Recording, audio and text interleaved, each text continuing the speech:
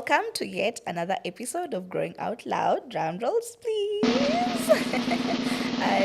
Today, we are going to have a conversation again around the creative space. But before that, I would like to appreciate each and every one of you for the support so far, and for watching the videos, and for giving your feedback, and for commenting on the comment section, and for even commenting on the social media pages, especially on TikTok. I'm really loving the engagement over there. Let's keep it up. Please do tell us what you are learning and what you're picking from this episode, and even the kind of conversations you'd want us to keep having. Before we get into today's conversation, this podcast has been brought to you by Brand with DK. Brand with DK is a communications and PR firm where we tell stories and you turn your expertise and your story into income. We currently have a course known as How to Make Money with Your Personal Brand. This is for you who has been building an audience. People know you and resonate with you for something, for a specific thing, a niche, your expertise, but it's just not translating into money into your pocket. So we explore how you can monetize on your craft and on your content to make money for you. With that said, let's get into the conversation. And with that said, today I am joined by Ovie. And maybe, Ovie, you could tell us just a little bit about who you are and what you do. Okay, my name is Ovie Igho. I'm the managing partner of Black Voices Matter UK, and that's my current project I'm working on, even though I do a couple of other things. I'm back in England from the operation base of DHL that does several contracts down to the teaching part of my profession. But basically, what I'm known for at the minute, of course, going forward is my role in Black Voices Matter UK. Okay. And actually, how I got to know of Ovie is through Mimi. Hi, Mimi, if you're Hi, watching Mimi. this. Wonderful. And the idea is you were coming to Africa and trying to get to meet the African creatives and understand what gaps are there and just what the creative space is like, right? Yes. So could you give us a bit more context into that? Right. Let's talk first about the African creativity in the global market. We all know that African creators occupy 1.5% in the global creative economy. 1.5%. That accounts to about 2.9% in terms of creators export globally. So what that means as well is, in clear terms, that African creativity has got they are very high in labor, but poor in revenue. High participation, low monetization. There's a gap in there, isn't it? How that we do so much, but these A, are not known, not visible, and B, there's not been transformed into monetization. So how can that gap be filled? How can I know XYZ brand out there? So that's part of why I came to Kenya, to see how I can bridge that gap, how I can know what you are doing here, how we can collaborate, how we can be known in different spaces. Among 7 continents of the world, Africa creators only occupy 1.5% in that market. That should be a concern if you ask me. Okay. And maybe just to ask, because I know we had the event, so for context, sometime last week we had an event for creatives here in Nairobi, and we brought together individuals from different industries, Yeah. all using creativity essentially Pretty differently. And from someone now on the outside looking in, what did you pick from the people that you met there? Okay, that's a very good question that I've been asked a few times in the last couple of days. My coming to Kenya was my idea has been changed and switched from what I thought it was to what I've encountered. And I said this to you as well, behind cameras, and obviously to other persons as well that I've spoken to. I said, and I'll be watchful for my words, to use. Kenya creators here are doing so much that I was not aware of. And of course, many people in diaspora also, I'll tell you for free, are not aware of what they're doing. I've had to encounter a couple of brand CEOs, startup brands. I've gone through their page on LinkedIn, on Instagram, other socials, and I've seen the kind of massive things these creators are doing with possibly not the best of resources, not much access to funding, but they're doing quite a lot of things. So I think it's safe to say that I've learned a lot from this trip, from you guys. But then again, my not worry, my passion is how can we push this out there.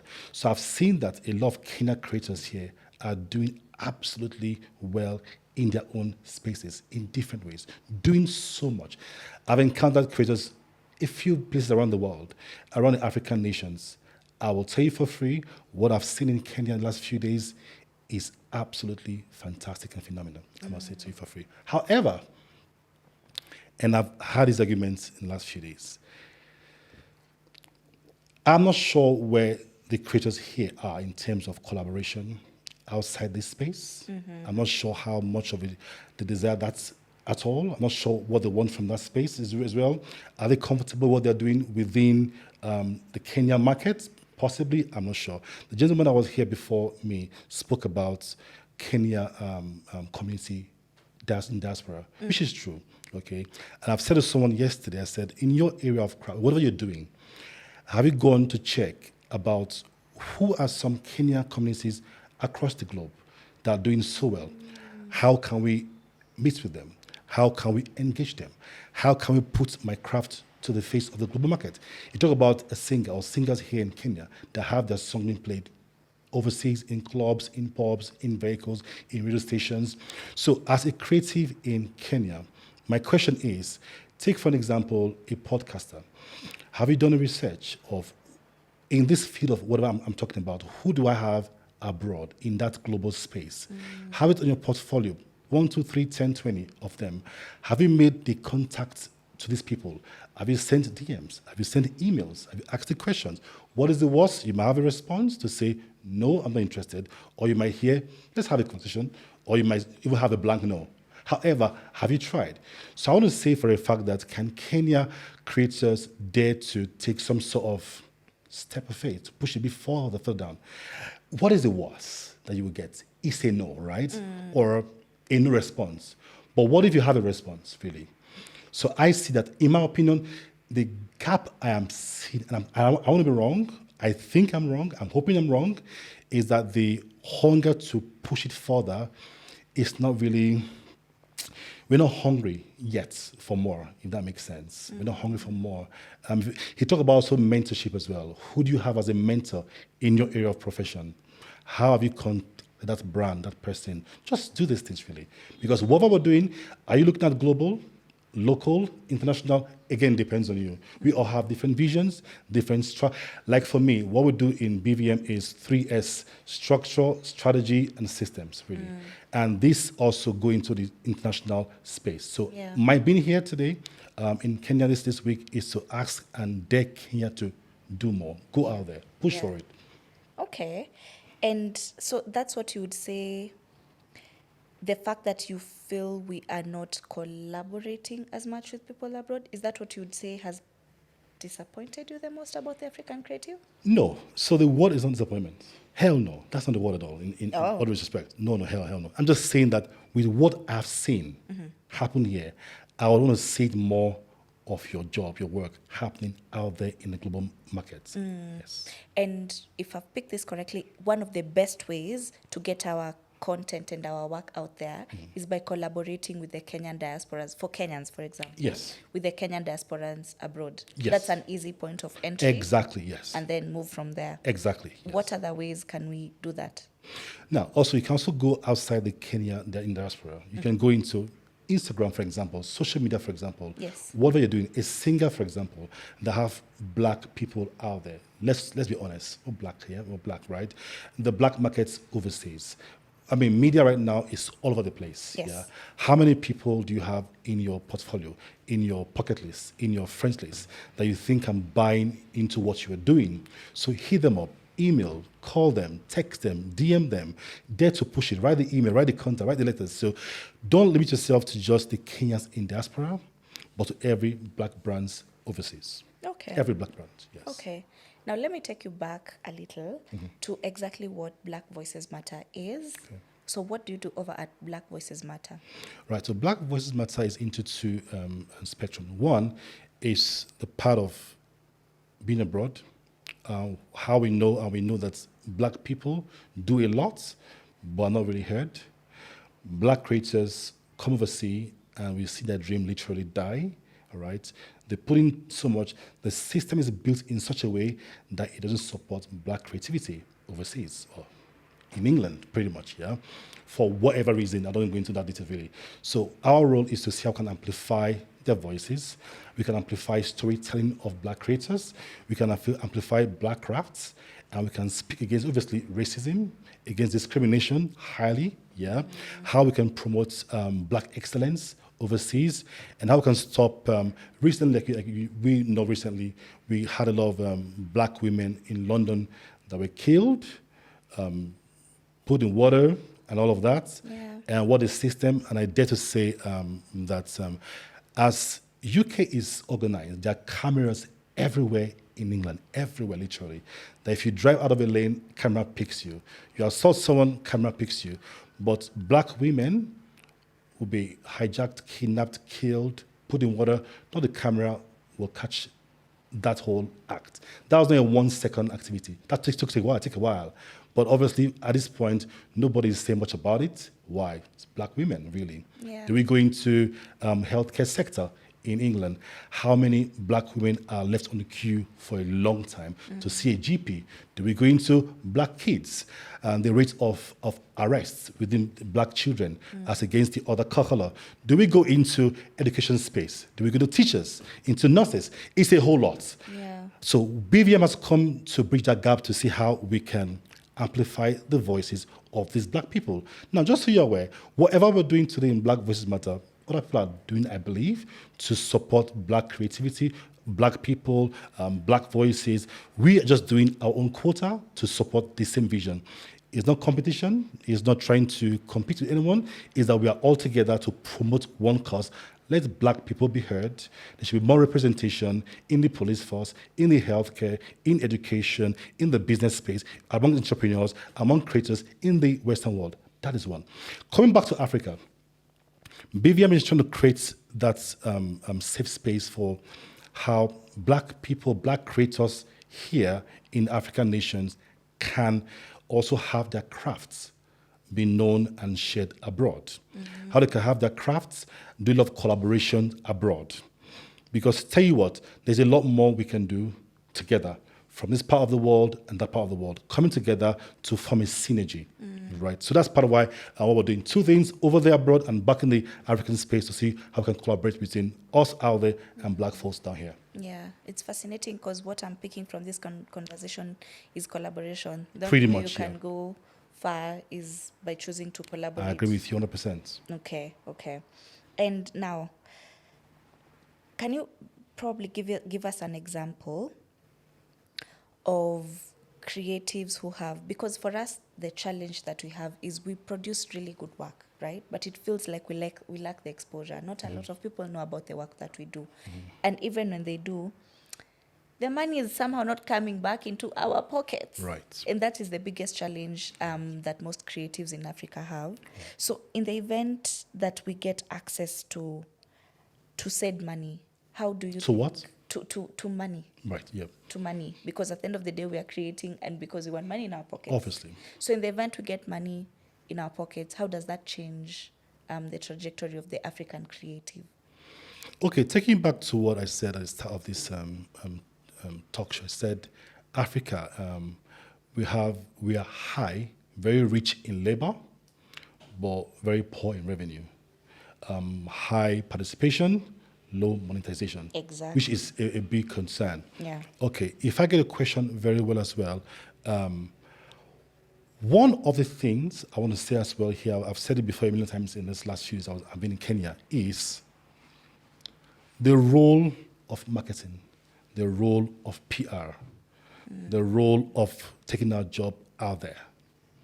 That is one huge gap that I'm seeing and trying to experience as well. How is a brand in Kenya, among your thousands of followers, what are you feeding to the international markets that they need? The content you are creating in Africa, who are your target audience? What are you? How well are you aware of what's happening in America, in Asia, in Europe, in the UK? So we know what's going right now around the world, in terms of, the currents going right now in the world. Yeah. Have there been a discourse in your platform about such a thing happening. Just for example, and a creator has he or she created something that relates to a current global pandemic that we're seeing now, the war, for example, politics abroad, creators abroad. Have you had your craft create something relatable to what they need? Because buyers will only buy what they need. I won't buy what I don't need anyways.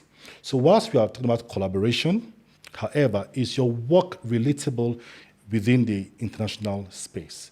That is one. Then, so having said that, I want to dare African creators to also look beyond your current space, current country, what you're doing here, and look out there in the global market. What's happening in America, in Asia, in Europe, in the UK, in everywhere, and do a couple of stuff that relates with a global opportunity. That's when a brand, for example, in Paris or in England or in America, will pick a content and say, this is actually relatable to what's happening now.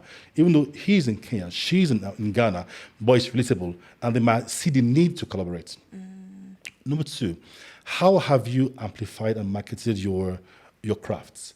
Who knows you outside your 10K, 3K, 1K followers within Instagram and LinkedIn and Facebook? And who knows you out there? How are you pushing ads out there to ensure it comes on people's faces? So that as well is a big gap as well. When that is done, and also what are your little wins? It's called little wins here and there. What have you achieved in the last few months with whatever you're doing? And how can a brand pick your little wins and say, you know what, she's done so and so, he's done X, Y, Z in the last 1 month, 1 year, 2 years, and what is she asking for? And also, have you made your request? Have you made your need very obvious, really known? Yeah. And ask people all the time, what do you need? Money. Money for what? I don't know. Money for what? For so and so. Have you really put figures to bullet points? Money for this and that. Clear, proper business plan that have got numbers attached to things. Ask a creator, what do you want? Money. How much? Gives you a figure. For what? He's got an idea. So again, there are a lot of foundation work that needs to be done. Yeah. We have to go back to the drawing table and ask ourselves some very difficult questions. What do I really need? Who am I chasing? Who are my audience? What am I selling? What am I giving? What do they need? Who needs these things? And that will help us obviously promote our cause in a very clear vision. And of course, end of the day, money will come. It may not come at once, but it will come. Then the gentleman said here that don't be afraid to lose or to fail. It's the way he worded it. Never be scared to fail. I was watching your podcast some weeks ago, and you said that, I'm going to paraphrase what you said. You said in clear terms that it takes just one investor that might change your entire life. That's very true. But let me shock you, Daisy. That one investor might be the number 40 you've approached. That one investor might be the 50th email you sent. That one investor might be the 23rd one you called. Okay? When you've had about 10 no's or 11, I'm not interested, how do you feel? How do you handle that part? And I also define failure. The failure is not when you fail. It's when you stop trying. Then you failed. Okay? So, how many people have you approached, really? And I said I had a meeting yesterday with someone. I said, when I'm back in England in a few days, I'm going to write to a few commissions here in Kenya, to a few NGOs here in Kenya. And she says, really? Will they respond? I just go, there you go. You've already failed without trying. If I write to even your president, for example, I will have either of three things. Number one, response to say, I'm not interested.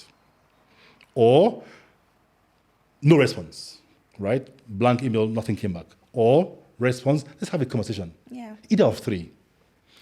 Question, what would I have lost by trying? Are you sure? Nothing. Yeah, the worst they could say is no. And Exactly. Just move on to the next. Exactly. Yeah. I've got a portfolio of things I'm doing with Black Voices Matter at the minute. People I'm approaching, I'm writing. I've got about 3 no's already. I've got 17 more to go to write. 17 more to write. Obviously, I'm going, pushing. Yeah. Until that one shows up, I will keep going.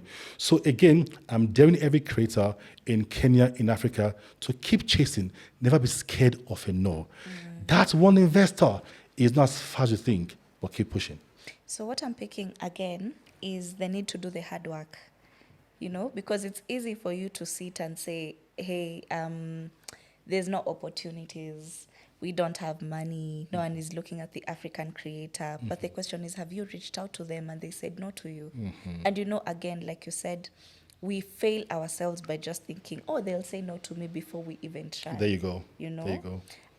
But apart from that, we've been having a conversation around packaging, which is something that we are finding a lot of creatives are lacking. And I still remember the example that you gave of the brilliant, was it a pianist or there's a lady who made a pretty good performance? Yes, in France. Yes, please tell us a bit more about packaging in that context. Okay, one thing that Africans are known for, and I won't narrow that into any certain nationality, okay, is packaging.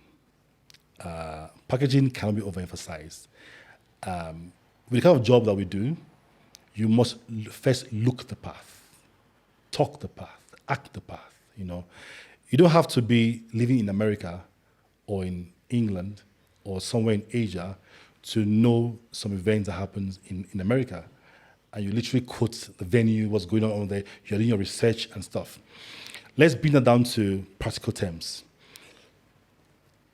Packaging your brand cannot be overemphasized. The way even your emails are being sent, something that little, the way you send a WhatsApp message Yes. to a client Yes. or a potential investor says a lot about you. I always say, if you send your resume out for employment, they don't even see you. They see paper, they see write-ups of your work, right? The way even your resume is being packaged sells you before an interview. Now, 9 out of 10 times, the reason why people get to an interview stage is what people read on the resume. Okay, I've worked once before in a recruitment department in some job back in the UK, and how you can see about 1,000 resumes or 500 or 100 resumes, and amongst all, you can pick about a few without even knowing who they are, where they are from, their color, their nationality, but because of how their resume is being packaged, you've seen a need to have a conversation with them. Okay, let's bring it down into meetings or social media. Let's stay on that right now. I keep using you for an example all the time. I've met you on this trip in Kenya. Yes. But when I heard about you, I asked for your details, right? Yeah. And I went on your social media platforms. I went to LinkedIn, I went to Instagram, but I stayed more on LinkedIn on your page. I did not need to see a daisy. I didn't have to see her at all to tell a few things, who she is, what she's doing, how neat her craft has been, how professional, how direct it is, without even seeing who she is. Why is packaging? Now, do you know that I could have been tempted to ask her for a grant, for money to support my work? Do you know why? How she's packaged her work. If Daisy now writes to some organization and I'm giving you some idea now, and put some things together, trust me, she will have a lot of responses, either a yes or a no. Do you know why? Because if you go through her page, it is packaged. How she dresses, how she opens up her show, the engagement, how she closes the show, is all part of the work they do. And again, I said, the things you post on your social is also very important. Yeah. It sells you. Your digital footprint. Exactly, digital footprint is very important. They seem a bit very easy to talk about, but these things can sell you out or sell you in, pretty much. Okay, so packaging on your social footprint is very important. When you write out later to an investor, use ChatGPT if possible. Get someone to look through it again. And ensure before you press the send button, you've had a proper look through. You must package yourself very well. Yeah. And I won't give any country as an example, but there's a country that I always use an example that there are creators over there. They are really good, really, really good. However, they are not anywhere close or best as Kenyans, right? Do you know what makes them very out there? It's packaging. These guys understand the streets very well. how to package a client, how to speak to a client, how to bring money out of someone's pocket. You understand the game, the tricks, the role, the route to take. Again, can I also say to you, even how you dress. It may sound very, very, what's that? Even your dress also can sell you as well. You come into a room, and for some reason, everyone just want to talk to you and speak to you. Why? Courage, Yeah. personality, your outlook, how you look, and everything. Look the path before you get there. Okay, okay. And back to, I'm curious because your own technical background, you are not a creative by your own Okay, right good, yourself, good. but something still draws you towards the black creative. Right. What is that? Okay, so like you said, my background, I'm into logistics really, and where I've worked in the UK, we've done a couple of contracts with the NHS, with Morrison's, with what's it called? And the current one we're doing as well is PepsiCo contract. All of these things we've done really. I'm very into the logistics parts of operations. Okay. Now, my other part of what I do as well is the school engagements, where I work with a company called PedXI, and we support a lot of students around the country. We teach them; those are struggling. And I've gone through to about 200 schools in the last 2-3 years in England. I've worked with well over 1,000 different students in the UK. And each time I'm either working in my main job, being the main job, in my job of operations or the school part of it, I'm always drawn to the black people, be it black teachers, be it black students. Yeah. I see how we do a lot in the classroom, Yeah. how we do a lot in the workspace, Yeah. and that makes me wonder how are we not having a lot of visibility in this place. We put in the work a lot, however, we have low visibility, low Yes. appreciation, low. Money Yeah, in our exactly. pockets. Yeah, exactly. We also have low representation, really, and that gave me a lot of bother, really. Now, also part of what I've done in the past is I've worked with a company in Nigeria called Blue Pictures. They're into film distribution. Ah, nice. Oh yeah, back in the day, I had that for a couple of 1 or 2 years with them, and that gave me a lot of idea into the film industry as a brand. Now, for creators, because of the things I do in Cannes every year in France. I work with a brand that we do a lot of things in Cannes, and I've seen black creativity at its best, at its peak Yeah. in the global annual Cannes Festival. That on its own drew my attention that we can do more with this. Now, why you're correct, I'm not like a creator itself, but I'm that person, being a black man, heading Black Voices Matter, being that middle ground between a struggling black creator Yeah. and to the global market. Yeah. I'm in England at the minute, and I'm there for a reason. You know, I know the opportunity that creators Yeah. can have in that space. Yeah. I mustn't be a creator, as it were, but I might know who you need Yes. in that space. So Yeah. there's a gap there. I'm in that bridge Yes. between creators and who they might need as well. And it may shock you, they also need you as well. But someone should do the introduction. That's where my passion comes in, to see how I can support and help black creators. 'Cause I love what they do.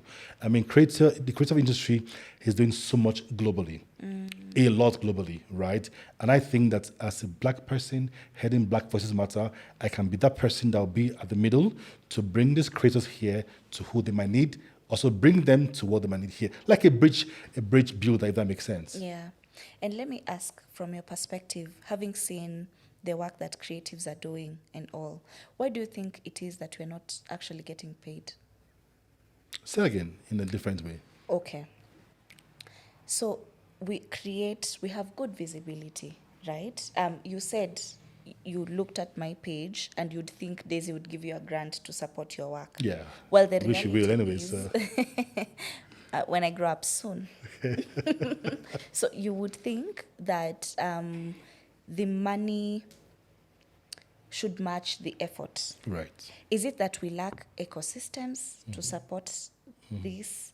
Or is it that it's just our packaging as Africans? Is it that we undersell ourselves? Is it that the system has been set up against us? You know, what is it exactly? And what is the difference between the creatives here and the creatives abroad? Okay. Let me start with the creatives here and abroad. What's the difference?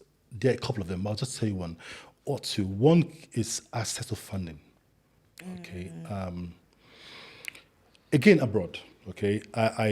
You have relatively good access to funding and support system over there. Okay. Even though it's tough for a black man to get it done over there, you will see it get eventually. I was speaking to a black entrepreneur before I came to Kenya, Yeah. and he said to me that in the same thing that he does in that entire high street, that a lot of white folks will approach the bank for loans, and there and then he gets the loan. But as a black person, you will get the loan, but not as much as you're asking for. The next man is getting, even though you're doing more than them. Yeah. However, it's still a lot better than we in Africa here, access to funding. Okay. Number two, I would say is when you talk about being underpaid or not much money, do you have visibility? I'll ask a question, rhetorical question, is in whatever you're doing. Now, every meeting I've had in the last few days, I've asked one question and I have the same answers. I've always asked, what are you doing now? It's clear. I can see, I know it. Okay. So three things. What have you been doing? What are you doing? So I get the whole what you've been doing, what you're doing very clear. The last will be what is next for you? What are you doing next? What's your next plan? And I hear, and then there's a hiccup there. So one, there's less, what's your 5 years plan for this brand? Your next 2 years plan for this brand? I haven't got much traction in that regards. Okay. Let's assume those that will have a plan. Number two, have you written out? I'm a writer. I'm someone that just likes to plan. Have you printed out in clear terms, clear vision, what you need to do? How do you want to achieve? If it's money part, it's about money, isn't it? How much are you looking for to achieve this? How much? Break it down. Yeah. When that is done, my next question, I'm asking you, who have you approached with this? Let's go through your portfolio again. Have your spreadsheets. Example is company ABC, right? Yes. Where are you on company A? Have you approached them? Yes or no? Have they responded? Yes or no? If they've responded, is it yes or a no? Is there need for follow-up? So all of these things, now success is not overnight. It's work. It's hard work, really. It's hard work. So I'm asking my audience again, my Kenyan brothers and sisters here, my Kenyan creators. Yes, money, underpayment and stuff. But whatever you're doing today, how have you sold yourself? What's your price target? Is it clear? If I go through your website, go through your social, is it clear there? Have you approached investors? Because whatever you want to do to get money sometimes is in someone's pockets. Yeah. An investor, a viewer who is watching you, who is seeing you. Again, in the area of money, how relatable is your content with that market? How relatable is it? Oh, tricky one. Now, Kenya is going into government, into politics, into elections soon, I hear, right? Yes. Soon. Next year. There are a lot of podcasters in Kenya, as we have around the world. Which podcaster have dared to pick up a proper, hard, and difficult conversation? I don't mean insulting politicians. That's what I mean. Going to doing the hard work of research. Where has the country been 10 years ago, 20 years ago, 8 years ago, 5 years ago? Have intelligent conversation about governance. That is a current, relatable issue in Kenya, or the government system, or the ecosystem. But I'm asking you, how was it in the last 4 years, 5, 10 years? How was it now? What happened in between? Where did you guys miss it, you think? And have such intelligent conversation. That is a current sellout, if you ask me. It's a current relatable conversation. So whilst we want the money, are your content relatable? Are they investable, your content? Is it a buy? Is it a good buy? Is it a good sell to the market? So I want to say again to my Kenyan folks, your content, is it relatable? Is it investable? Have you had a proper research? Do you have price tags to what you're selling? Have you approached people? Very important. Have you approached investors either in Kenya or out of Kenya? Have you approached them? Show us the email chain. You've emailed them last 2 months, last 3 months, last week. Have you got a response? That's left for you to. Money will just come into your pocket, Daisy. Yeah. Go and chase it. You have Really. to go get it. Go get it. Yeah. Go get it. I think the challenge for creatives for sure is that they are stuck. Like you said, when you ask them what have you done in the past, it's very clear.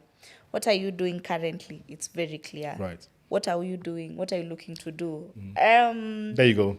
It's because we are stuck in the day-to-day runnings. We are just trying to get to the next day, essentially, with regard to our work. And So we there's are no stuck in need for more. There's no need for the not that there's no need for more. It's that we are stuck in the survival bubble. bubble. We're just trying to take the next step, essentially. And the thing is, you see, there's that need for you to move from being an individual contributor to looking at your work from a 360 view. Right. And it's rare for you to be able to see it from a 360 view if you're just trying to get what you need done now and then tomorrow and the next. So I think here, the hack that we need to get to, or the hack here is to set up systems that allow you time to be able to do. There's two things that I love to talk about, and I'm conscious of even myself. There's what we call progressive tasks, and then there's what we call maintenance tasks.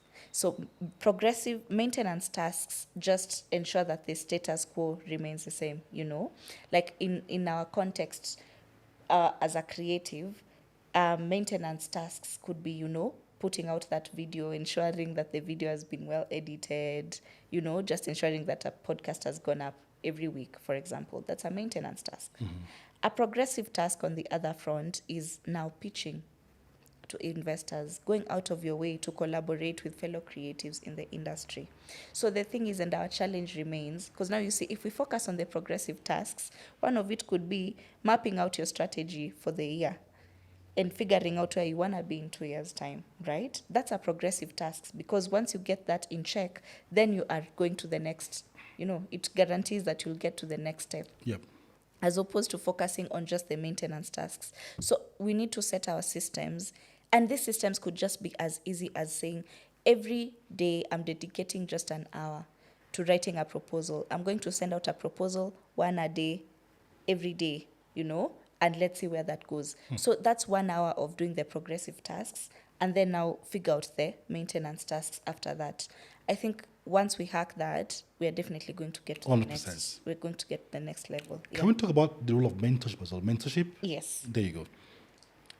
I believe highly in mentorship, really. Because I'll tell you why, and Daisy. Now, let's put it out there. Whatever we are doing today, it's not the first time it's been done. People are doing this, whatever you're doing every day, now and again. Okay? A mentor bridge the gap between where you are, where you want to be. I've got a mentor in America. Shout out to you, Rachel.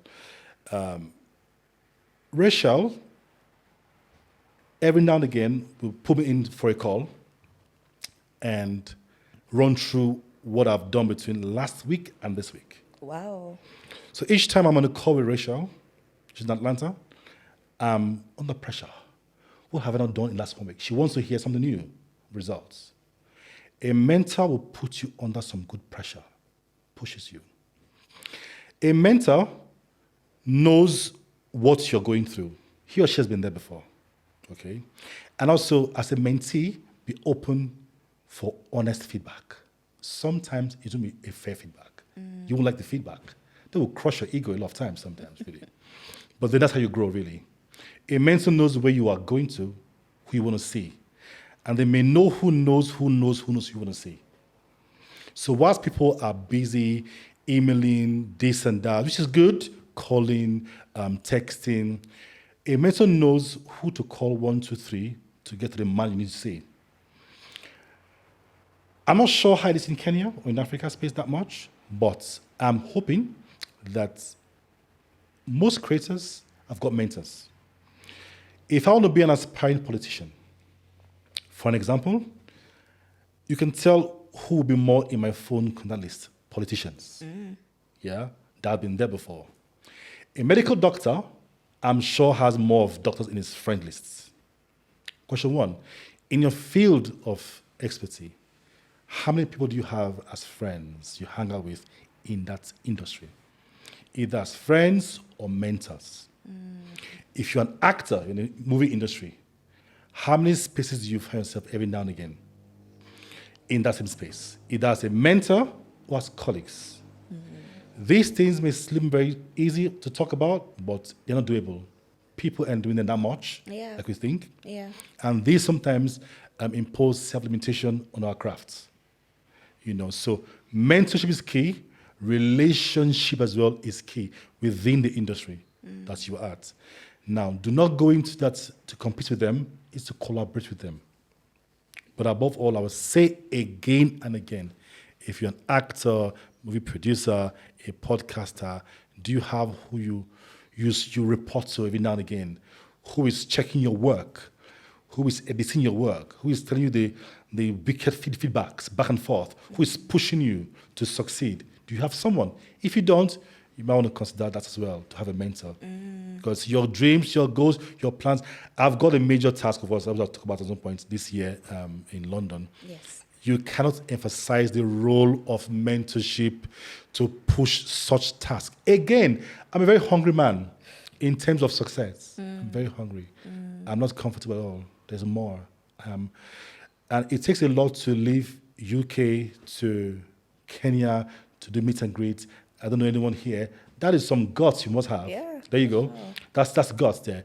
I mean, we're planning for 10 or 15 persons. We had 33 showed up in the meeting, really. That is some guts, really. So in whatever you're doing, you might also want to introduce daring yourself very well. Dare yourself. Push it. Push yourself. Push it out there. We're in what's it called, Kigali next at some point this year again. Yeah. I'm pushing myself. What is the worst? It's going to go well, but I'll keep going. But you'll be in shock that within a year or two, when you read my profile of what BVM have been doing, have done, you wonder how, when. But then again, you now hear that a brand gives me $1 million, and you are angry with me. You are being envious of me. I've been working back there, my dear. And say you're lucky. Yeah, it's not luck. It's not. No, thank you. It's not luck. Exactly, yeah. It's some intentionality into what we're doing. I've got a few no's lately. I'm still pushing more. Yeah. I keep pushing. So please, let's roll our sleeves and get this job done. Get a mentor. It might help as well. Okay. And as we are wrapping this up, my question is, how can Black Voices Matter support the Kenyan and the African creative? Good. And I said the same thing. Can I say this out here on this podcast? It's I an said exclusive. I said it as well on the Thursday meeting, right? And I said that my behavior is clear. That I said I don't have the money, but I know who might have the money to push what you are doing. I said, if you come to me now with a business plan, clear business plan of what you have been doing, what you're doing currently, and what you hope to do next. And these gaps, and this is what you need, either a platform, either a relationship, either money, either a space to, bring out what you have, we can look into it. And I gave out my business cards that day to almost everyone there. It's been 5 days now. I've had a few meetings here, and don't get me wrong, I have. But I'll tell you about who is hungry. Yeah. Let me talk about hunger for a minute. Yeah.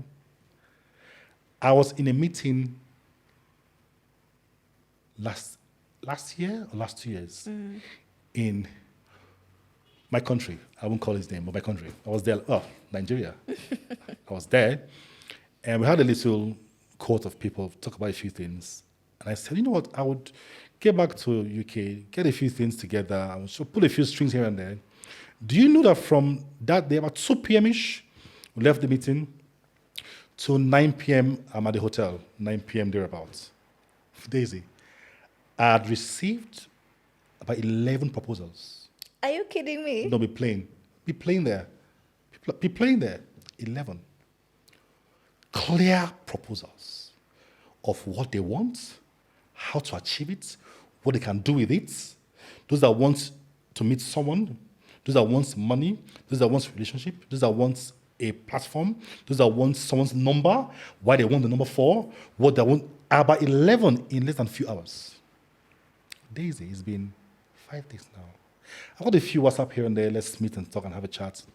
But hunger makes you go and bury your head to work. I said, you know what, today, tomorrow, let me draft a plan. A plan.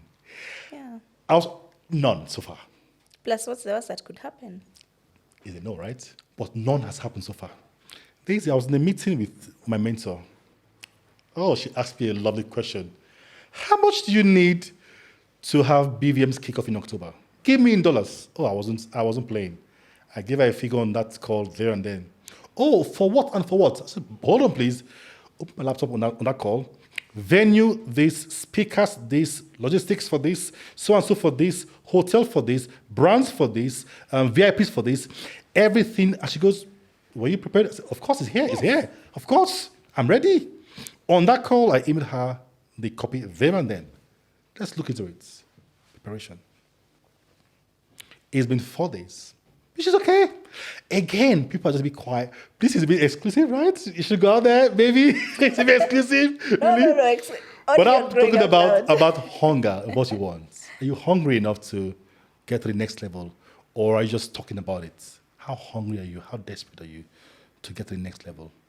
How can we have this brand showing in some platforms in England? Think out of the box. How can you even have some e-sessions, e-podcast sessions with some Europeans? Email them, talk to them. You never know. Just never know. Like you said, just one investor, just one. So yeah. Change everything. Yeah. So at the end of the day, you really have to put in the work. Yes. I know it feels like Put in the work. putting in the work. And like I said, I think also, again, as someone sitting on the other end, we tend to focus so much on just getting the work done as opposed to looking at what's the work that will actually take you to the next level. True. You know, True. this one will have you marked. And you remember we had that conversation during the meet and greet? There was that Yeah. lady, Anne, who talked about how she just kept yo-yoing. Yes, At back the and time. forth, yeah. Yeah, so she's doing some work, yes, but it's not really getting her anywhere, you know? So there's a difference between having to work. We work so hard, we don't work smart. And that's just our True, biggest that's the challenge. word, yes. Yeah, that's just our biggest challenge and my biggest takeaway from this conversation, to just look ahead and also move fast. Because what I'm getting here is you also need to move. You need to move strategically, to need to move fast, and you need to constantly be prepared because you never really know when that opportunity Will show up. present itself. Yeah. And we always say, what is it that they say? Luck is success that meets preparation. I mean, opportunity that meets preparation. Opportunity that, okay, I'll rephrase that again. Yes. Opportunity that meets an unprepared man ends up being a failure. So you are in a room of opportunities, however, you're not prepared for that kind of a room. I ask you a question, what do you do? What do you want? How to achieve it? You have an idea in that space. You made opportunity, but you weren't prepared for it. Okay. And with that said, it's been lovely having you here, Ovie. Thank you. I don't know if you have any last parting shots to Yes. my audiences, please. I will. So I will just say a few things for Kenya creators. Is also go out of the box to do also relatable contents within the global markets and tag them. Tag UN, tag US Embassy, tag them. Someone will read it, someone will see it. Tag them. Do relatable content. And also for BVM, we've got 3 things to do this year. 1, we've got an event during summer. It's called Black and Proud in the West Midlands. We've got number 2, meet and greet in Kigali, Rwanda in August.